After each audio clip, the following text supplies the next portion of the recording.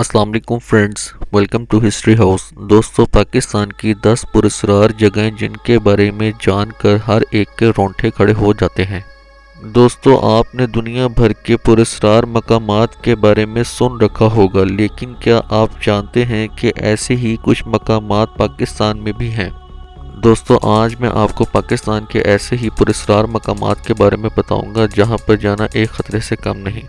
मगर आप सबसे पहले गुजारिश है कि अगर आपने इस चैनल को सब्सक्राइब नहीं किया तो इस चैनल को सब्सक्राइब करें और साथ में दिए हुए बेल आइकन पर क्लिक करें, जिससे कि आपको मज़ीद नई वीडियो के नोटिफिकेशन मिलते रहा करें। नंबर 10, सैफुल मलूक झील। कहा जाता है कि सदियों पहले एक ईरानी शहजादा और परियों की रानी एक दूसरे की इश्क में मुब्तला हो गए, पर कुछ रूहों को ये प्यार एक आंख ना भाया और इन दोनों को कत्ल कर दिया। और तब से लेकर अब तक हर रात परियां यहाँ आकर दोनों आशिकों को याद करके रोती हैं। नंबर 9, कालाबाग। दोस्तों, आपने कालाबाग डैम के बारे में बहुत अच्छे से पढ़ रखा होगा, मगर क्या आपको मालूम है कि जिस जगह डैम बनना था वहाँ आज भी पुरस्कार बूढ़ी औरत रातों को फिरती हुई दिखाई देती है। और जिन लोगों ने उस बूढ़ी औरत को देखा है उनका ये कहना है कि ये छोटा कद और लंबे बालों वाली बूढ़ी औरत रातों को वहाँ फिरती हुई नजर आती है।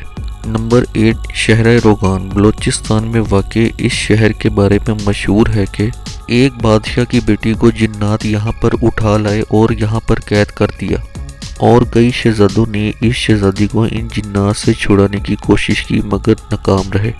लेकिन फिर एक शहजादे सैफुल मलूक ने इसे इन जिन्नात के चुंगल से छुड़ाया। लेकिन अब कहा जाता है कि इन गारों में जिन्नात का कब्जा है और यहाँ पर आने वाले लोगों पर हमले भी करते हैं।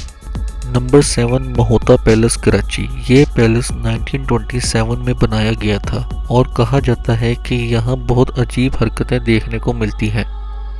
कहा जाता है कि कभी पैलेस की रोशनियाँ खुद ही मध्यम और तेज़ हो जाती हैं और कभी पैलेस के अंदर से खौफनाक आवाज़ें आती हैं।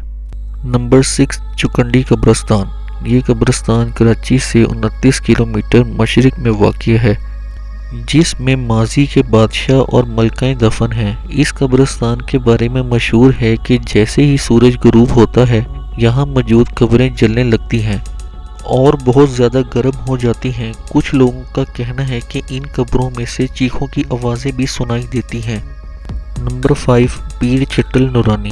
बलूचिस्तान के इलाके जिलमक्सी के करीब एक नखलिस्तान आबाद है और इसके पानी में 2 फीट लंबी मछलियां पाई जाती हैं, और अगर इन्हें कोई नुकसान पहुंचाने की कोशिश करे तो ये उसे काट लेती हैं और मौत के घाट उतार देती हैं।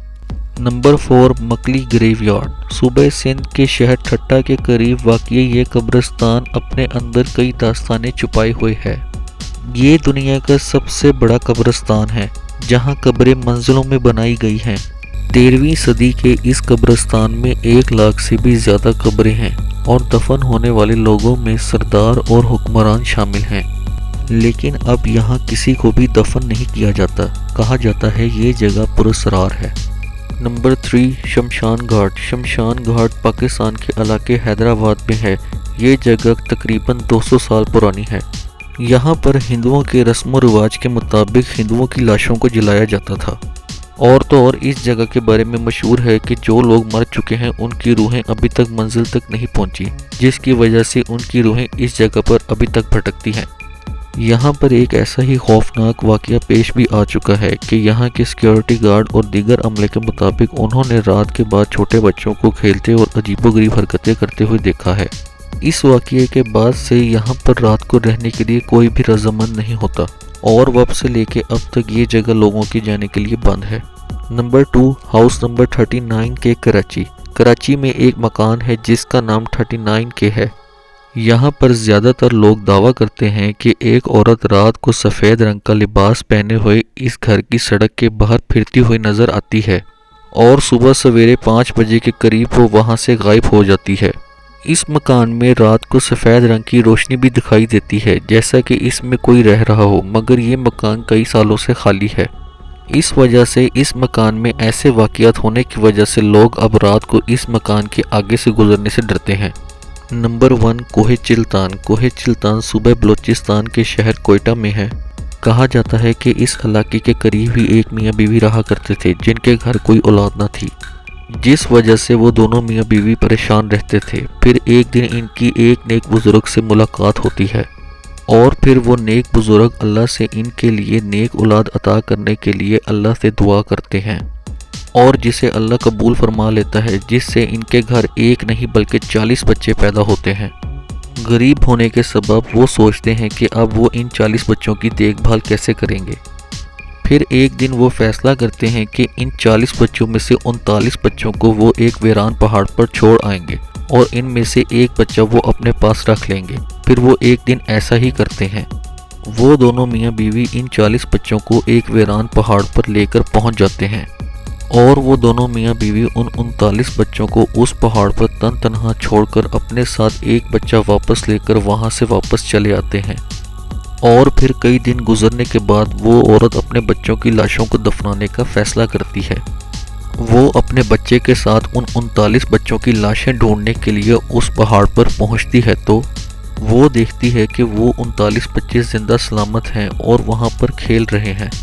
وہ اپنے بچوں کو زندہ دیکھ کر خوشی کے مارے اپنے میاں کو گھر واپس لینے جاتی ہے اور اپنا 40واں بچہ بھی وہاں پر چھوڑ آتی ہے۔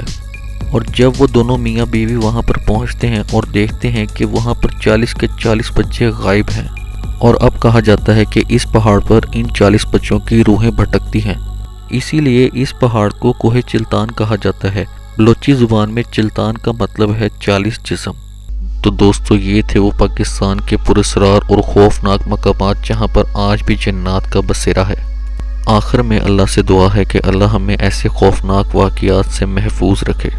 پسند آنے کی صورت میں اس ویڈیو کو لائک کریں، دوستوں کے ساتھ شیئر کریں۔ ملتے ہیں ایک اور نئی ویڈیو کے ساتھ، تب تک کے لیے اللہ حافظ۔